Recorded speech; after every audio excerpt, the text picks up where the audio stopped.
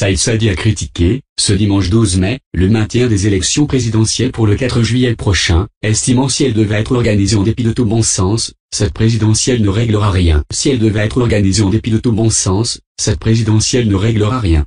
Pire, elle mettra l'armée face à un peuple déterminé, soudé et unanime dans sa quête de liberté.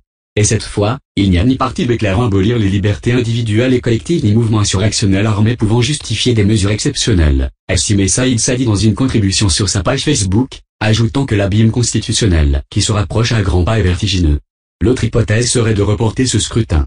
Il faudra alors violer, une fois de plus, une constitution que les partisans du statu quo déterrent à chaque fois qu'ils doivent rejeter la transition démocratique demandée par le peuple depuis maintenant 3 mois, avance Saïd Sadi, estimant que le 9 juillet, le pays se retrouvera sans chef d'État, le délai de la présidence intérimaire étant consommé.